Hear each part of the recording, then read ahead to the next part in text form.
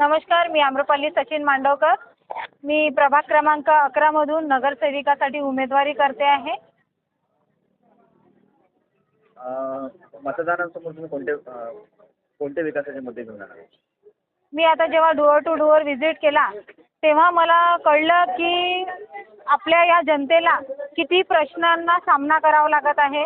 कारण आधीची जी सत्ता होती त्यांनी निव्वळ रस्ते बनवलेले आहे. त्यांचा विकास फक्त रस्त्यापर्यंत सीमित झालेला आहे. त्यांनी साईडला नाले नाही दिलेले आहे, चेंबर नाही दिलेले आहे. तर लोकांचं जे सांडपाणी असते ते पाणी त्या रस्त्यावरून वाहून राहिलेलं आहे. काही भागामध्ये त्या पाण्यामुळे रस्त्यावर शेवाळ चढलेले आहे. तिथून येताना जाताना लोक पडत आहे, त्यांना इजा होऊन राहिलेली आहे. तसेच जे खाली प्लॉट आहे तिथे मोठमोठे गवत झालेले आहे, तिथे पाणी साचलेलं आहे. त्यामध्ये जीवजंतू आणि सरपटणारे प्राणी आहे. त्याच्यामुळे सुद्धा छोट्या बाळांना म्हणा तेथील लोकांना त्याचाही खूप त्रास होतो आहे. मच्छर होऊन राहिलेले आहे. तर प्रभागामध्ये मच्छरांच्या गाड्या नाही येत, परत कचरा गाडी नाही येत. कचरा गाडी कुठे कुठे तर येतच नाही आणि कुठे कुठे तर असं आहे की आठवड्यातून 2दा किंवा 1दा असा कचरा गाड्या येतो आहे. तर त्याच्यामुळे जो कचरा जमा असतो त्याच्यामुळे सुद्धा गंदगी पसरत आहे. त्याच्यामुळे मच्छर होऊन राहिलेला आहे. तर या सर्व गोष्टीचा खूप दुष्परिणाम पडून राहिलेला आहे आपल्या जनतेच्या हेल्थवर. तसेच आर्यल हा सर्वात मोठा मुद्दा आहे.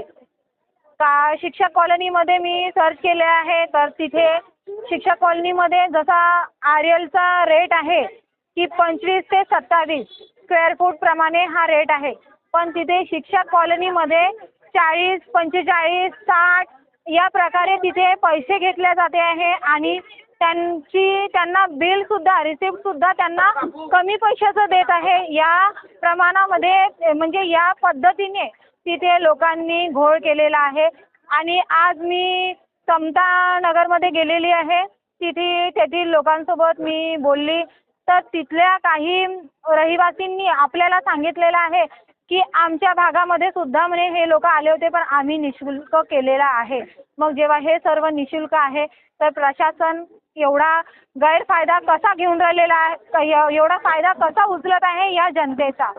आपल्या या भोळ्याभाळ्या जनतेला ते लोक फसवत आहे आणि प्रशासन आपल्याला खूप खूप मोठ्या प्रमाणामध्ये आपल्या या जनतेला लूटपाट मचवलेली आहे म्हणून आपल्याला हे सर्व बदलायचं आहे.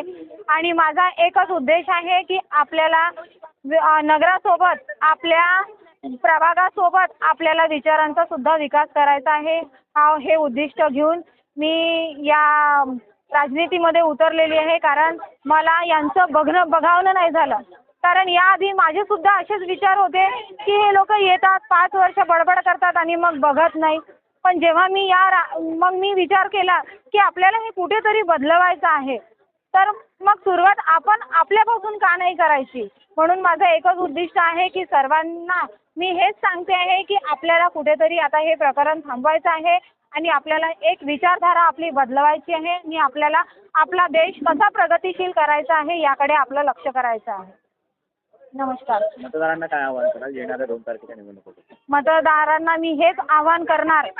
आता घरोघरी पैसे चाललेले आहे पण मी मतदारांना हेच म्हणणार की तुम्ही आपलं बहुमूल्य मत विकू नका. कारण तुम्ही ते 500-1000 रुपये तुम्ही असे किती दिवस ठेवणार आपल्यासोबत? पण नगरसेवक हा 5 वर्षासाठी असतो. तर तुम्ही तो आपला एक चांगला नगरसेवक म्हणून तुम्ही त्याची ओळख करा आणि त्याला निवडून आणा.